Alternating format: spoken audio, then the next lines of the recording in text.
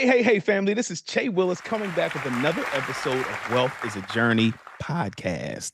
Guys, this is episode 117, 117 weeks of consistency, 117 weeks of getting it done.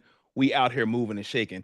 Guys, I don't know if you guys have been following me for a long time ago, but in the very beginning, I said that I'm going to have guests on the show, some of my rich friends. And today we have some of my rich friends on the podcast. But we're going to get into that. Let me introduce the podcast real quick. If you're a first-time listener, watcher, subscriber, thank you so much for joining us. On this podcast, we talk about faith, family, and finances, among other things. If you are a return listener, thank you so much for joining us again. Hopefully, we are adding value to your lives on the way to the M's, because we are on the way to the M's. So let's go back. So we have some of my rich friends on here to talk about a lot of different things, marriage, TV. My rich friends are on TV, which is crazy. It's amazing. But we have the Baxters, Juan and Kala Baxter. Let's go. Hey, what's up? What's going on, y'all? Oh man, first of all, thank you so much for taking your time out of your busy schedule. I did again watch the show last night, and these guys are out here moving, man. But before we get into it, if you wouldn't mind just introducing yourselves real quick, just tell us who you are, what you do, and then we'll get rolling. First of all, I want to say thank you for calling us rich. Oh yeah, no doubt, no doubt. Stevie Wonder can see that. You know what I'm saying? Man, speak it, baby. Let's go. So we are called Those Baxters. I am Kala Baxter. I'm Juan Baxter. And we've been married 23 years. Let's go. In Let's June. go. Clap it up for that. June 14th. Yeah. 23 years. We are in the field. We're serial entrepreneurs. Okay. Mm-hmm. We're in the field of entertainment and education. Mm-hmm. We have a television show. It is an inspirational talk show. We also host Atlanta Live in Atlanta. It's also a television show. Yes, it is a television Let's show. go. We have many years in syndicated radio. Ooh. Yes. Faith, family, Off that fun, talk. Yes, and faith, New family, and Millennium fun. Gospel. Yes. We also are education specialist in terms of, so we do workforce development, Mhm. personal and professional development, life and career coaching with And organizations training. and trainings. Mhm. With organizations and also with individuals. So, and couples. So we have a marriage ministry as well. Yeah, and I'm also a father advocate, so I do fatherhood groups up and down the East Coast. I'm also a therapist, so I became a therapist so Black and brown men didn't have to suffer in silence. And they can call a brother up, hit me up if you need me. Somebody who can talk to you on a real personal level and not just from a book I read. So Yes. yeah, And that's I feel like that's the best. That's the best people to be able to teach people. Not somebody who read something out of a book, somebody who had real life experiences that made it over to the other side that can then share their wisdom and nuggets about how they did it to help other people. Yeah, Man. that's good. That's dope, bro. One thing I did not mention is that this brother here is my chapter brother of Kappa Alpha Psi Fraternity Incorporated, Gamma Omega chapter. You know what I'm saying? We outside. So and I got my wife Zeta. I had to throw that. Yeah, absolutely. But Absolutely. chapter brother, what's up? But the thing about it is, I remember when we were in school, something was different about you, Juan. And I remember that you were different than everybody else. That's what I remember. I don't remember you really hanging around. And now I'm not saying you didn't, but I don't remember that, right?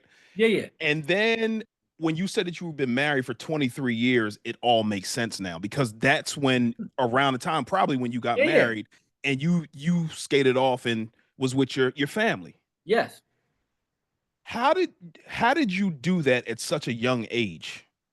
Because it felt like you was already a grown man, like when we was in school. Well, I was in my 30s.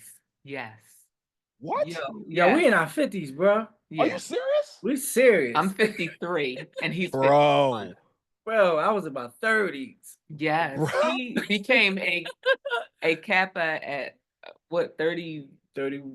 31. 31. 31. I And was 31. yes, while I was I was already pregnant Dang. with my first child. and I had already had 2 sons, so I had already had 2 children already, and And I was already a Zeta, so that's why. Anyway, you're it's supposed to be you telling us. listen, but like it becoming a member of the chapter was one of the highlights of my like just of me because when a lot of people don't know that I went to Cheney in the early 90s. I didn't know that either. So I came in a freshman as Duke with Duke and Aki, and like we Okay. all was freshmen together. Like we Okay. all Yeah. like, and I remember Dre and all like I remember the old school. So when I Yeah. came in, like I kind of partied my way out of there. And when I say I partied my way out, You partied your way out. yeah, I partied my way out of Yeah. there. And that was one of the things that I really throughout the years, I was like, oh man, if I ever go back to school, like I want to make sure that I finished that part of my life. And Yeah. when I went back, I was blessed to go back to Cheney and finish up. And when I went back, it was just history right from there. Like, I just fell right in where I was already supposed to be at home. It just took me a longer walk, but I made Mhm. it. Absolutely. You sure did. And you didn't go to Cheney. I Where'd went you to go? Temple University. Okay. Okay. That's But what's I up. So knew go some ahead. of the older Kappas as well because I was already a Zeta. So Got it. So I need to know how did how y'all you met? connect? How did y'all connect? Oh, that's good. So we connected at Freedom Theater. We got one of them fairy tale love stories, like for real. When I Okay. be like fairy tale love at first sight, Yeah. really was. Like I was coming off of getting my PhD in hood. So after I parted my way out of school, I got a PhD, Yeah. and I was changing my life for my PhD, and I was blessed with this opportunity from a gentleman who just Happens to be a Kappa as happens to well. be a Kappa as well. Well, Mm-hmm. gave me a chair turn, and in 5 minutes changed my life forever. And Mm-hmm. You got to tell some of that so story. Yeah, so I need to know. I need to okay, know a little okay. bit of it, So please. so I was getting my PhD, and I finished getting my PhD, and I was like, okay, I got to do something with my life. I got 2 sons, and they're not gonna visit me in jail or in the grave. So Mm, I got to make a decision to be a father. okay. So I had to leave my life that I was at, and I took a job doing housekeeping at night, so I wouldn't be tempted to be in the streets. Because when Wow. I was mostly in the streets is at night. So I took a job. And in the daytime I was with my children. Hold on. Wait. How tough was that making? I'm sure you was making a lot of money in the streets. I'm sure you was. So from going to that to actually being the low man on the totem pole, being a housekeeper, how was that on your ego, your psyche, your mentals? How was that, bro? You know what? Because I heard from God told me that they wouldn't visit me in the grave or in prison. Got it. It wasn't that hard. Okay. Because I knew the people that I was with, like we was trying to get money, we gonna live forever or Mm-hmm. get rich or die trying to do it. And the choice with me looking at my kids' faces and knowing my 2 sons got their father, knowing that I didn't have a father in my life like Mm, that. mm-hmm. So I was gonna make sure that they knew that they had a father. So I went, I worked at Smith Klein and Beecham doing Okay. housekeeping. I just put my head down. I said I'm gonna put my head down and just go to work.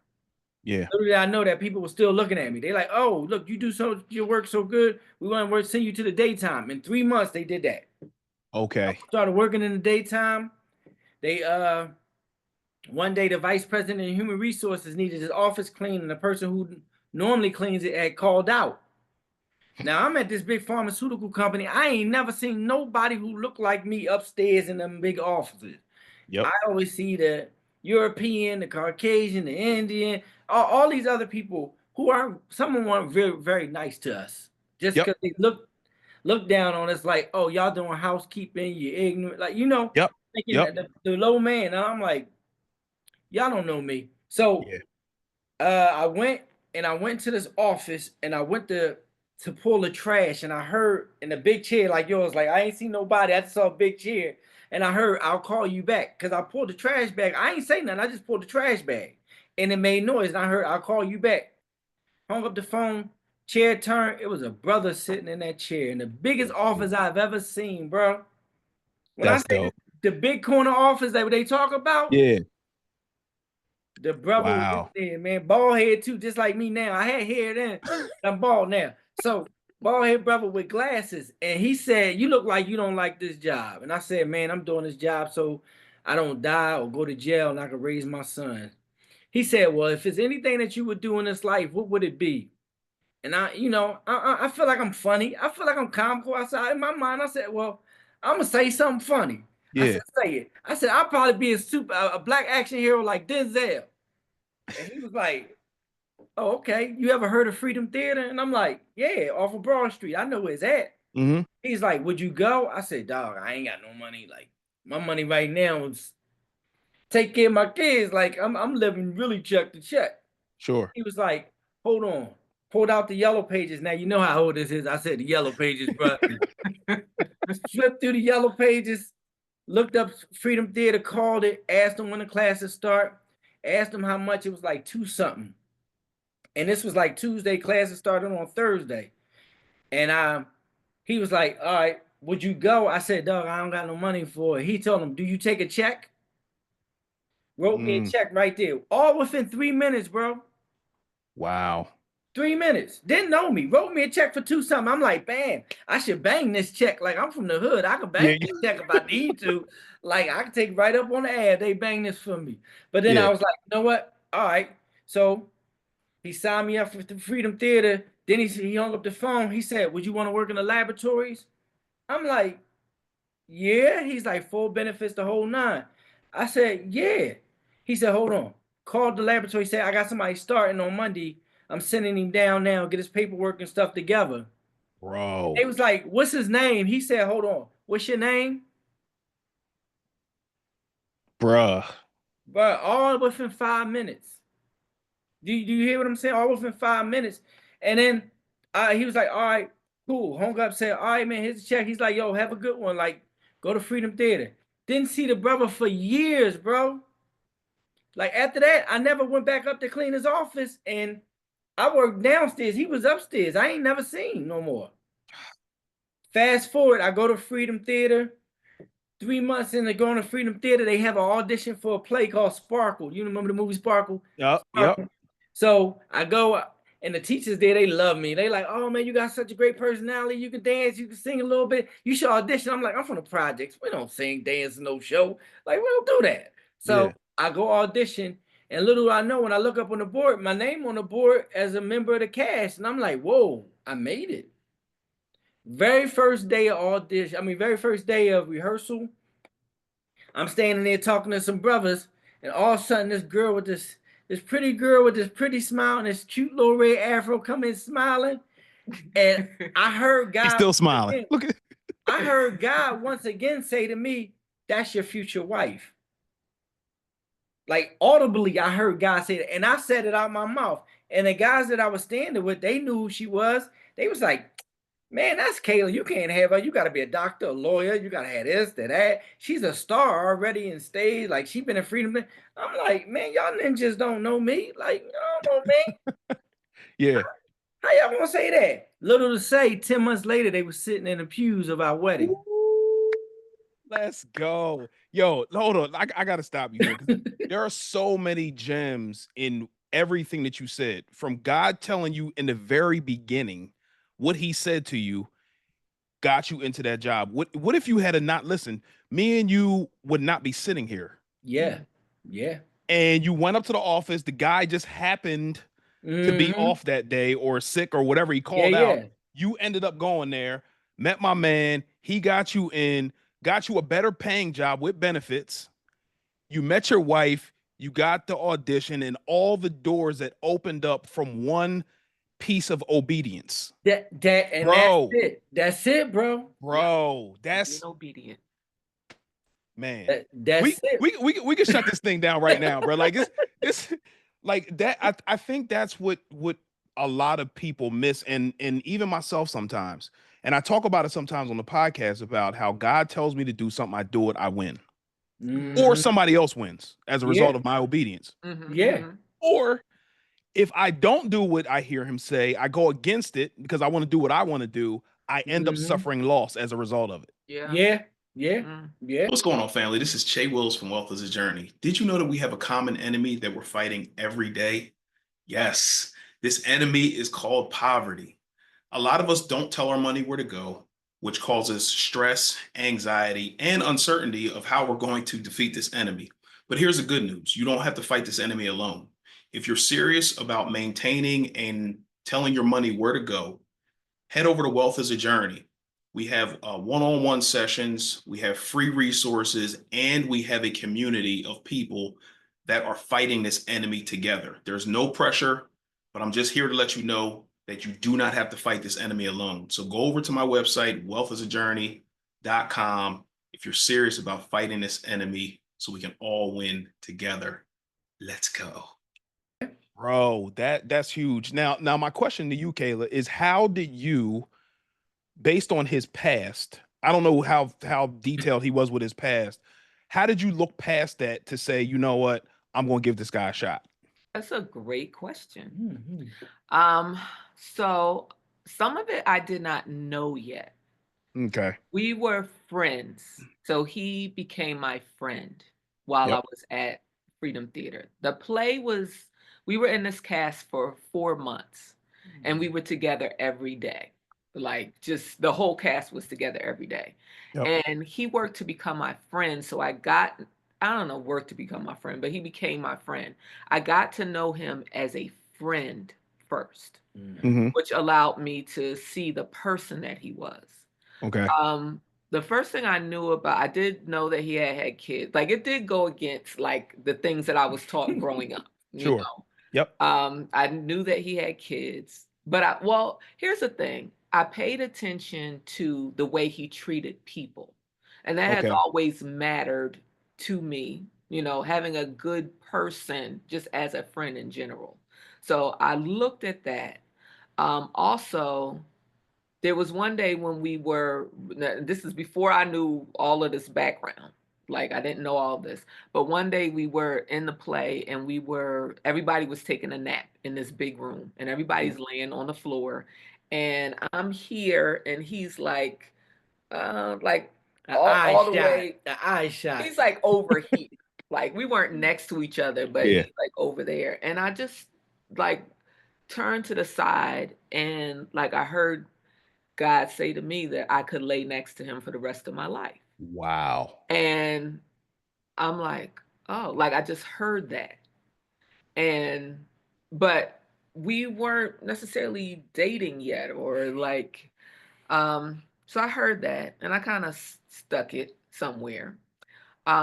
We were doing so during the play, they put up a sign like during our lunch break. Like we were together all day for these 4 months. Like we one day off a week. Like this Yeah. was a show that went on forever. And the sign said dinner and a movie. And so he asked me one day, he's like, dinner and a movie?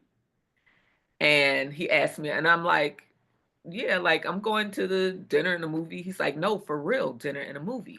My first thought was like, because I knew he's my friend, Mm-hmm. I knew like I had a car, I had gone to school. Like he didn't have these things yet. Got it. And at the same time, I was going to church and I was at E9 back then. Okay. And I was taking classes about learning to be single and like being married. And we were Okay. talking about like material things and like what your checklist is. And during the time that he asked me like dinner and movie, my first thought was like, dang, I would have to drive. Like I'm being honest. That's my Yeah, no first doubt. thought. No, that's good. We keep it real here. That's good. I'm like, I would have to drive. But then I self-checked myself and I'm like, Kayla, that's really materialistic of you, for this person that you know is a good person. Like, why not go to dinner and a movie?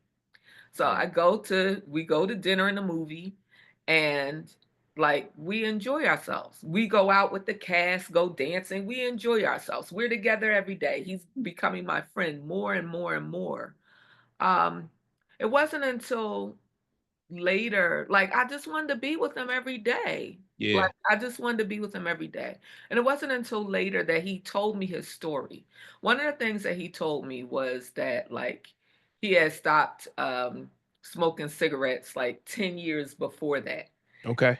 And for me, what I knew, and it just might even be like my background or like what I don't know about the world, or I don't know. Like Yeah. I equated him smoking cigarettes and throwing them away like 10 years ago, that he was in the streets 10 years ago. Like for me, everything meant that this was 10 years ago. I Okay. was not, I don't know if God like shielded that for me or what, but Possible. he didn't say like it was 10 years ago that I was like in the streets. Like I knew his story about like the chair turn. I knew all of this. He had told me, but I equated that this was 10 years ago. Not that he was fresh from these streets. Like he was 5 minutes out the streets. Like, I just walked away. I did not know this. I Yeah. swore everything was 10 years ago. So he had had all this time and he had been working. Like I knew he worked at Smith Klein. Like when I met him, he worked at Smith Klein. Like I thought this was like he had been working there for years and like Yeah. I don't know, but we dated for 4 months and got married, like got engaged and got married 6 months later. Like that was what God let me know. And even though like I think And our it was families like thought we was years. crazy. Everybody thought we was crazy. 10 I months. would tell my girl if she met this dude and was like, I'm getting married after 4 months or 6 months or whatever, I would tell her she was crazy. Yeah, and you moving too fast. That's what you would say. But based on, first of all, okay.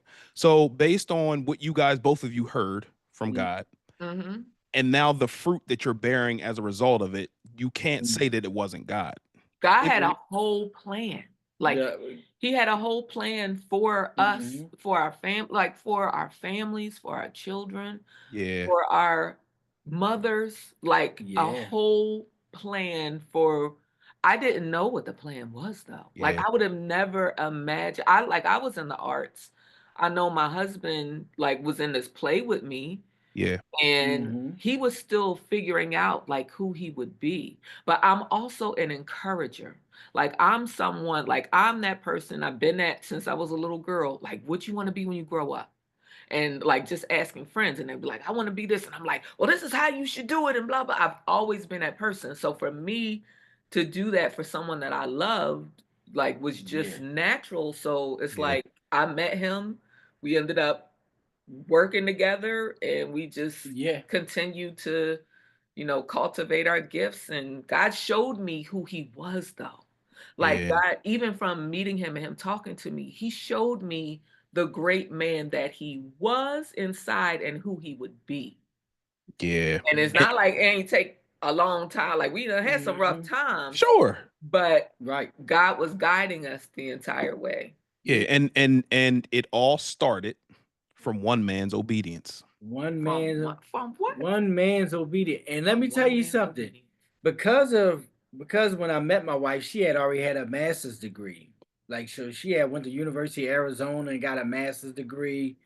And man, I'm sitting here like, all right, I got this PhD, but it ain't helpful right now, and we're trying to move forward in my life. You know, so, not the one in the hood, not the PhD in the hood. So I'm trying to relinquish that one. I don't need a doctorate in that one. Not to walk around with it as a shield of honor. So I'm like, So I was like, you know what? In order for me to be the better man that she needs, I need to go back to school and better myself.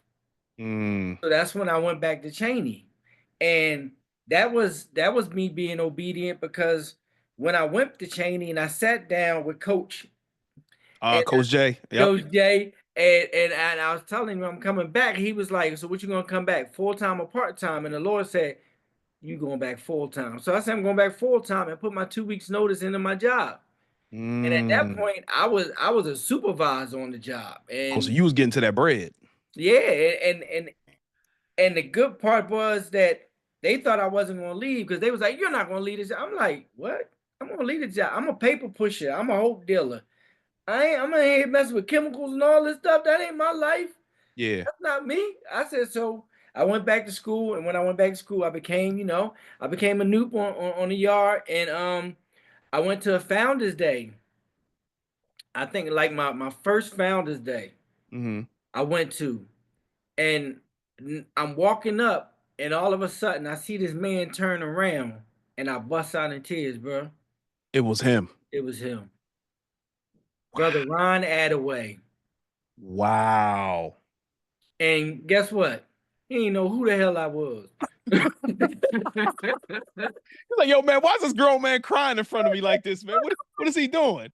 Like, man, do you know what? He like, no, brother, what's the matter though? I'm like, yo, you changed my life. He like, I did? I'm like, yo, I'm the one you wrote the check for. He's like, oh man, brother, like, you my frat brother now? I'm like, yeah. I'm like, so I'm telling him like how my life has changed from that one, him being obedient. And I asked him, I said, yo, can I just ask you one question? And he said, yeah. I said, why? He said, man, I was being obedient to God. Bro. So Like, one man's obedience to one man's obedience. Every time I think about it, I'll be ready to tear up because I'm like, that's how I live my life on that chair turn, being obedient for other people, because like that man ain't have to do that for me. He could have let me pull this trash and leave out. We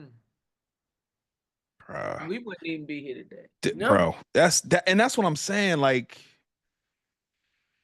oh, man, the one cool part about my relationship with God now is he did so much for me, and he spoke to me on the inside, and I did what he told me to do.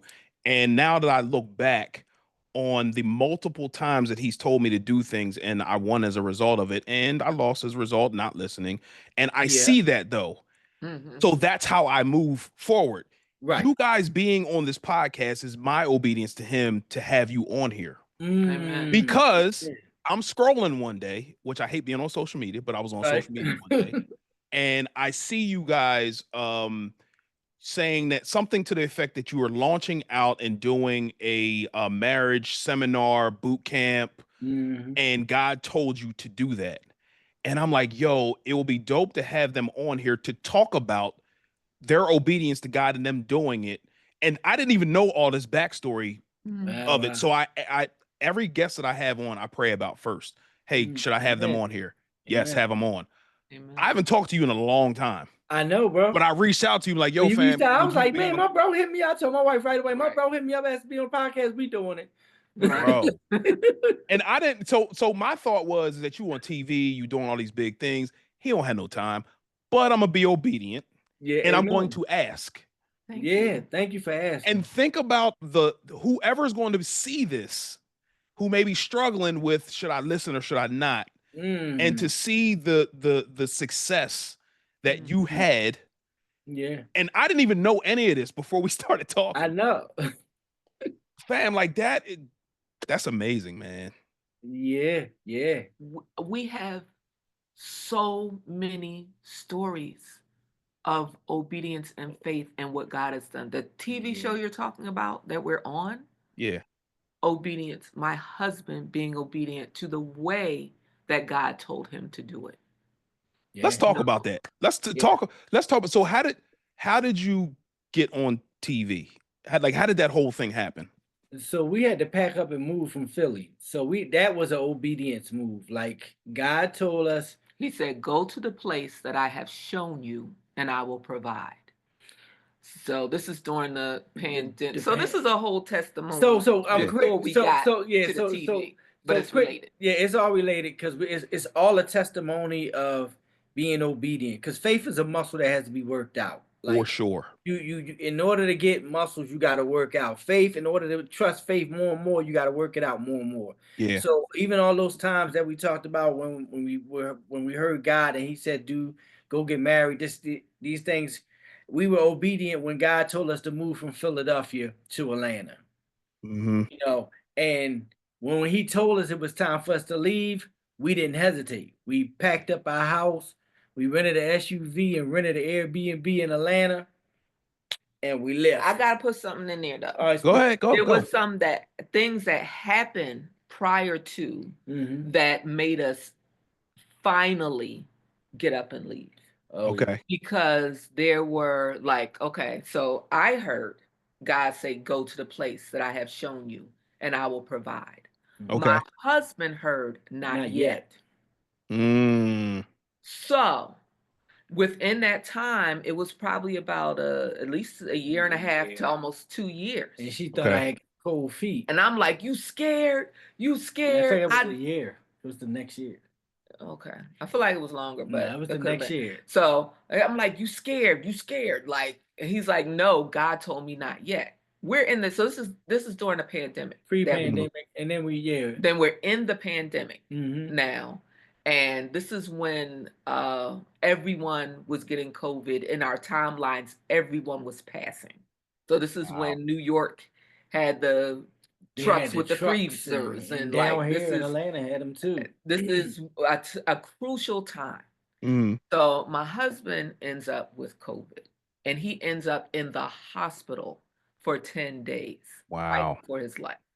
Yeah, they just so it went from a little like I went there. I was like, I got this little cough. Next thing you know, they willing in a bed. I'm like, what's that for? They like, you gotta stay. I'm like, what?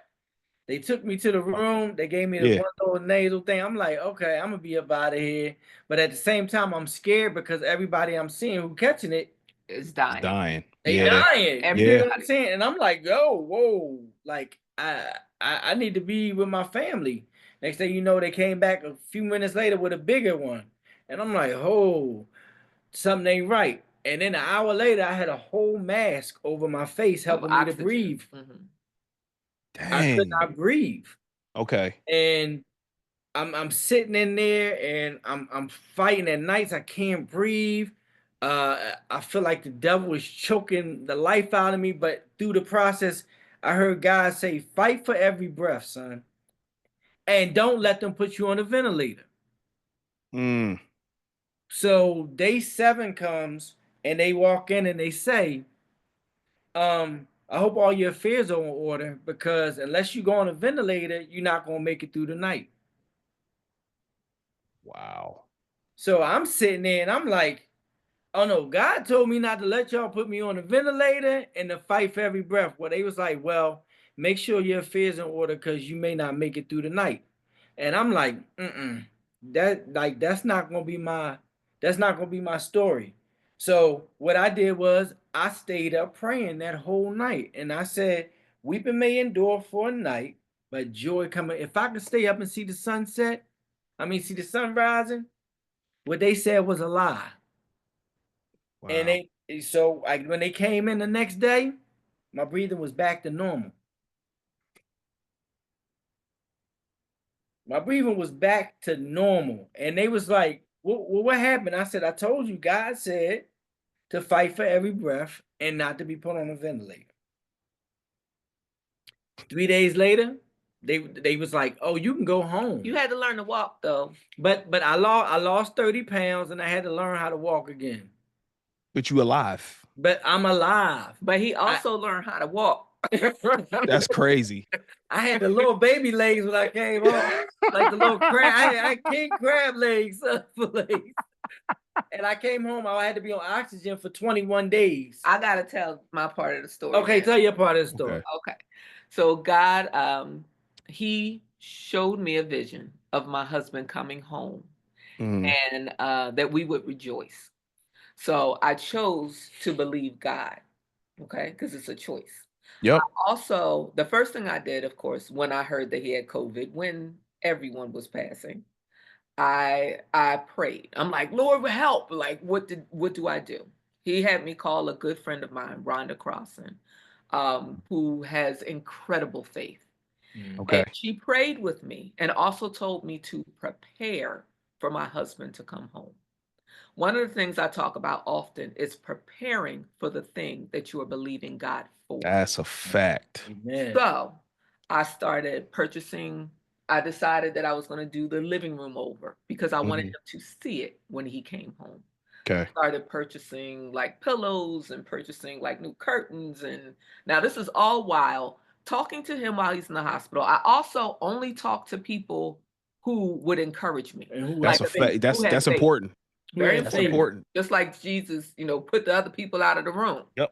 Like, so when people would call me and they'd be like, "Oh my God, Kayla, I heard I'm so sorry." What you sorry for? God gave me a vision of my husband come up.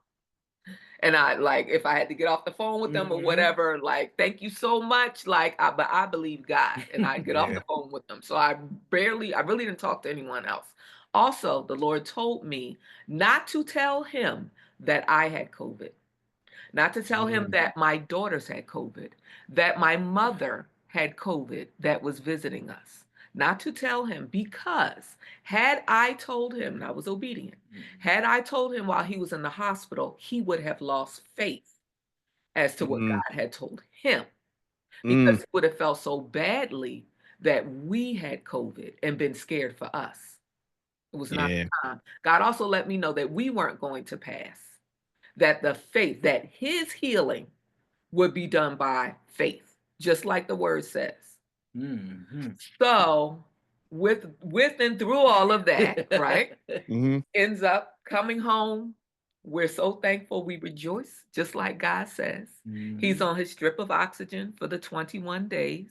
He gets stronger. He could only do like no push-ups when he came home. Push-up. I mean, it was frail. I couldn't even walk like up the stairs, down the stairs. It was bad, baby. It was bad.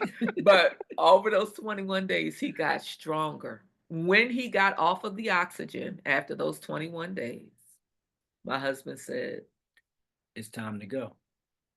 And then we packed up our things and left we left everything, in Philadelphia, gave it away. We brought our children and we brought some clothing, and we left and came to Atlanta and rented an SUV for 30 days for 1 month, and rented a Airbnb for 1 month, and came here without work. Without no Our job. work was still in Philadelphia. We ain't had no job. He said, "Go to the place that I have shown you and I will provide." We have done.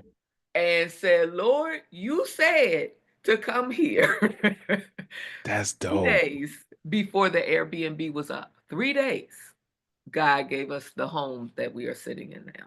Sheesh. Hey, and We've I been here 4 remember, years. I don't know if you remember this one, but I was in the airport somewhere like a couple years ago, and I saw you in the airport, and I think you were going, and you were telling me about you moving to Atlanta. And I'm like, but you going back and forth from Philly. We still work in Philly. That's crazy. We'll be in Philly. We leave Thursday.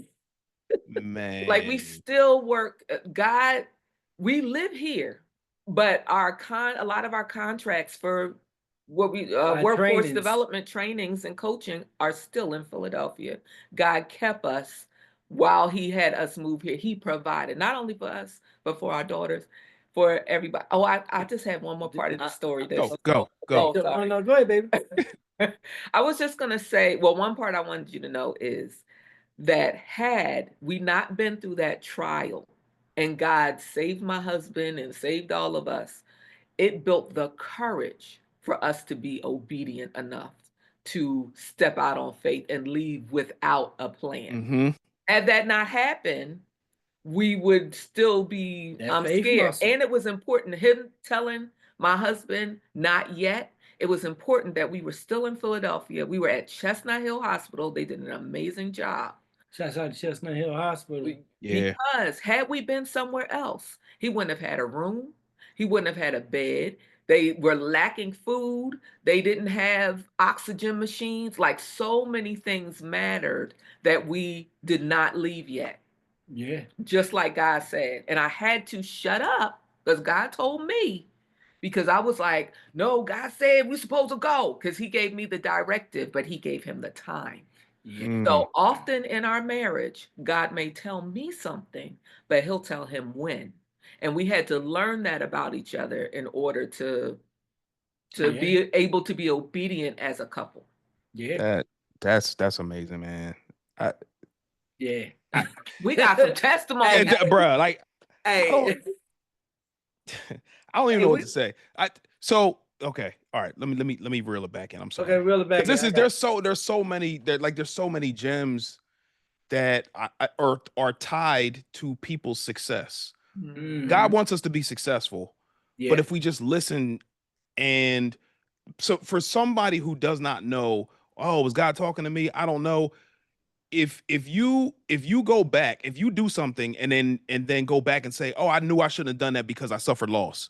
Probably God told you somewhere along the way, don't do that. You did it anyway, you suffered loss. So that could be a small indication right there. So if you can kind of string those timelines along when you've suffered loss, if you got a bad feeling on the inside and you did it anyway, that could be God speaking to you right there. So for somebody who doesn't maybe go to church or whatever, have a relationship, that could be the thing right there. So hopefully you guys are catching all of these nuggets that they're throwing. Like they're throwing a lot.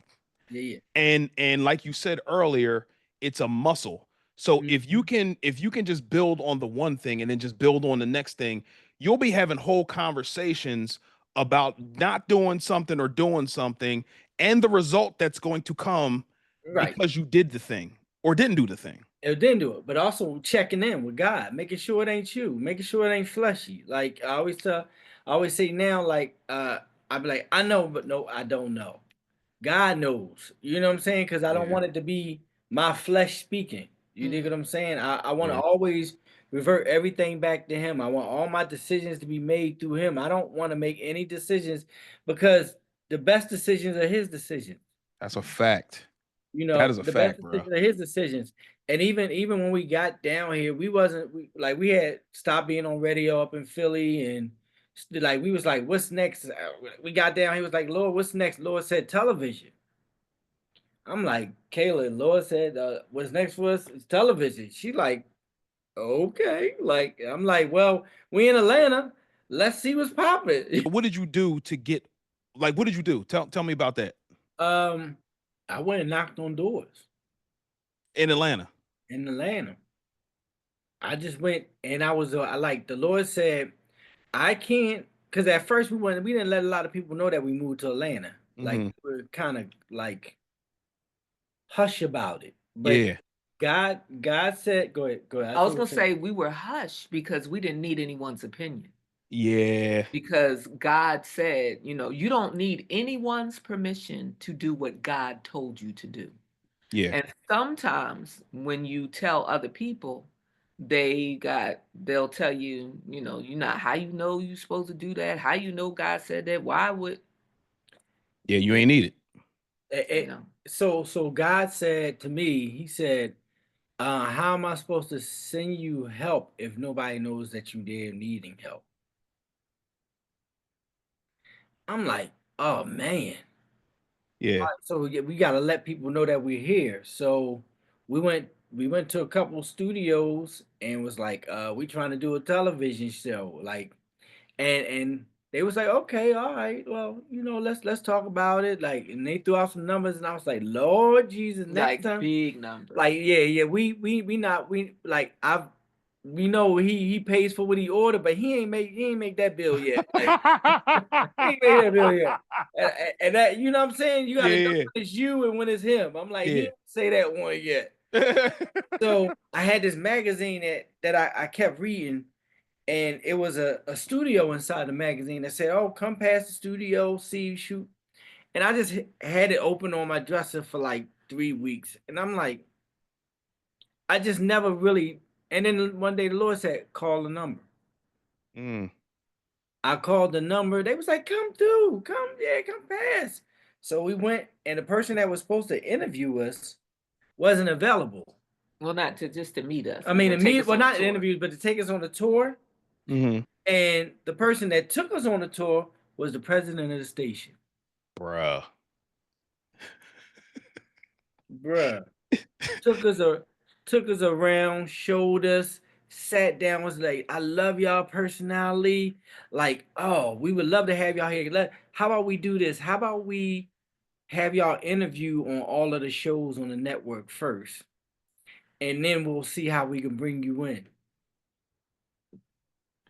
Yes. And the rest is history. And They called us one day and asked us to host Atlanta Live, to be a guest host for Atlanta Live, which is their staple show. It's their staple show, the longest running show. That's dope, man. And you guys are, if I'm remembering correctly, in 2 million homes when you guys air. Yeah. That's crazy. So we host Atlanta Live. We do that a couple of times a month. And then we had an idea about our own show. I mean, we had an idea about our own show for a long time, but we were able to pitch it. Yeah, the president was like, pitch me y'all show. He was like, pitch me your show. Make it as big as, like, whatever y'all want to do. Let's see if we can do it. It was like, oh, word? Like, whatever you want to do, we'll support you. I was like, what? We had a live studio audience, a DJ, we got comedians, like, we got whatever we wanted to do. Inspirational talk show with guests, on there that, and because we were already in radio for all these years, we know all of these famous gospel music stars. So that we worked with and played their music over all these years. Like, God is just connecting all of the dots, connecting all of the dots. And we had our Christmas special. Yeah, that was the first one we did. And now we just shot our first episode and it aired last night. Yeah. And what's the name of the show for everybody, to let everybody know? The Living Room with Those Baxters. Yeah. So it's like, it's a couch. You come into our living room, sit on our couch. So people, like, we have a lot of parties and people at our own home. And people love to sit on our couch. People fall asleep on our couch. Don't want to leave our couch. Don't want to leave our couch. People just come and, like, people tell their lives, on our couch. We counsel, we hug, we cry, whatever, on our couch. And it's that same kind of atmosphere. The live studio audience, like, you're sitting on our family, couch. And everybody's family. So, like, it's like you become really immediately you become our family. And we've been blessed to be able to show love, like, to everybody. Like, we honestly want to love on people. Like, that's like, we already know that our purpose in life is to be servants. So we want to serve as many people for God as possible. I always say I brought so many to the devil that I got to bring twice as many to Christ. So I got to be a bullhorn from him, and I gotta walk the way he needs me to walk. Yeah, and he's bringing you in front of an audience to show how he operates if you listen. Yeah, because it's been happening from way back then, bro. From to bring y'all together. Bro. Yeah, to move to Philly, or not to move to Philly, or move from Philly at the time he told you not to move. And what resulted from that, you guys ended up moving, and he provided for you when you needed it. Yeah, bro, like, this is awesome. Look, provided not only, again, I say not only for us, the two of us, but for our daughters, like both of them, scholarships to college. Like, there was but it was as a result of being here. You know, all of it is from being obedient and going to the place that I have shown you, and I will provide. And he continues to provide. Like, this is amazing, man. What I want to do before I let you go, because I got you guys here for at least an hour. I know that, and I respect y'all time, and I appreciate it. What do you guys see on the inside for this show that just started? What do you guys see in the next 3 to 5 years for the show? Oh, it's going to be on major networks. Like, it's going to bless people's lives. I don't know how we're getting there, but God does. And he has shown us, and he's shown some other people too that have spoken in confirmation. He's just the best negotiator we could ever have. Like, he goes in the rooms and negotiates for us before we even walk into the rooms. That's the best negotiation. That's the best negotiating partner to have. And I always say, like, God is he's who we follow. So as long as we keep continuing to follow the direction that he's pushing us in, and my other one is I say, go with the current, like God's current, go with it. Like, don't fight it. If he has us going in this direction of doing television, why should we fight it? We did radio for 15 plus years. Like, we did major radio. So now God is saying, no, I need y'all on television. I need y'all to reach more people. Yeah. Like, I need for people to see that godly marriages work. For sure. They work. For sure. Like, everything is not ratchet TV. That's a fact, bro. Like, everything is not ratchet. Like, everything is not TikTok. People need to really see real people. And we used to get cracked up because people used to be like, oh man, we got our real own Obamas. Like, because our daughters, they used to be like Shashi and Malia, and they like, y'all like the Obamas, but we can touch y'all. And I took that as like a badge of honor, because I'm like, if you can see us as that light, that means we're doing the right thing. It may be an inside joke, but it's some truth to that joke. Like, we walk in a certain presence when you see us. Yeah. Like me saying where it would be is not even just, it's not just for us. No. Yeah. It is because, like, of the testimonies that are shared. The people, like we share the people that we interview, we're sharing their testimonies, which are a blessing to other people. For sure. Gifts that they had. That is why. Like, it needs to be on major networks. It is going to be on major networks. And I see sponsors so it can coming reach as more people. So, like, and then it won't be our bill either. So the sponsorship part is like, it's not going to be our bill. God is going to take care of it. Can I say one more thing? Look, our blessing about our show is that we own it. Yeah. We 100% own our own show. So nobody can tell us either what it's supposed to be like. Like, we can listen to God and do what he says. That's amazing. And the network we're with, they allow us to do whatever we want, and they allow us to shop it because we own it. That's the crew that we work with is the same crew that we were working with for Atlanta Live. We've been on Atlanta Live for what, 2 years? So we get for 2 years. God has been teaching us what it is that we needed to know through being, giving us a platform of Atlanta Live to be able to have our own television show. So we were able to workshop it through that time with the same crew that is creative and young and will say, what do you want to do? And all right, let's try it. Let's do it. I mean, where does that happen except for God's design? He's the greatest, man. He's the greatest. He is the greatest, bro. We pick the artist. Like, there's from DJ to everything. There's nobody saying this is how you have to do this. God says this person is going to be a blessing. Call this person. And we pray, just like you prayed about the show, we pray over, like, God, who should we ask? Yeah. And we have yet for people to be like, no, like, just like, give us a date. And we like, okay, well, thank you, Lord. Yeah. That's it. So that's fire, bro. And one thing I will mention before I wrap up is the fact that you guys are married and you work together and you still love each other. Oh no, we not only love each other, we like each other. That too. And you can see it, bro. Like that's a gem and a bar in itself. Like, because like what the pandemic showed me is that you really need to like the person that you're with, and you're forced to be together. And there could be some bickering and things of that nature. And a lot of people got divorced during the pandemic because they were forced to be together. Because they ain't been together.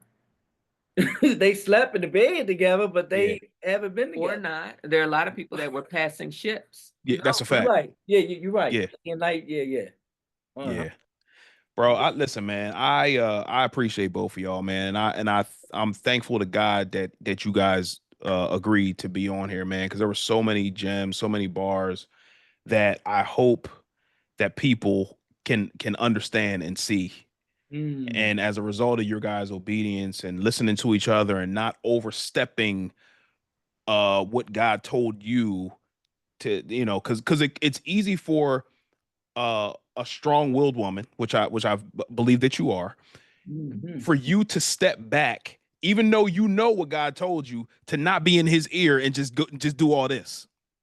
And you might. I'm not saying that you didn't. No, she had Well, to remember, learn. I had to hear him tell me to be quiet, and I had Correct. to be. But you listen though. That's the thing. Yeah. So like, I had so to. for you to be who you are and for you to be able to remove your ego and pride and the things that you wanted to then allow him to lead is amazing in itself, man. And I don't want people to miss the gems that you guys were dropping and the testimony and your lives and how great your lives are. And I'm not saying that you guys don't have issues or problems or whatever, but how great your lives are as a result of you using that muscle of listening and doing and listening and doing. And now you are where you are and you're going so much further.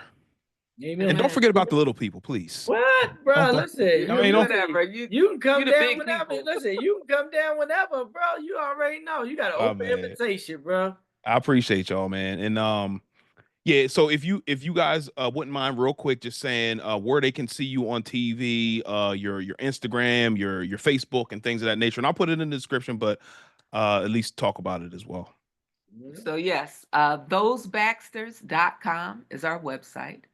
Those Baxters on Instagram, Facebook, TikTok. It's all THOSEBAXTERS. YouTube. And YouTube. We have a lot of We have a lot. content. Some of your favorite gospel artists over the years. We have interviewed them, and also our shows after they air on television are also found on YouTube. And where do we air it on television? On Channel 57, WATC TV, Channel 57, Atlanta. Let's go. Guys, thank you so much again for your time and your testimony. Guys, again, hopefully you guys have picked up all the nuggets that they dropped because they dropped a lot. Maybe you might want to go back and listen to it again. But guys, thank you again so much for your time. Wealth is a journey. We will see you next week. Peace.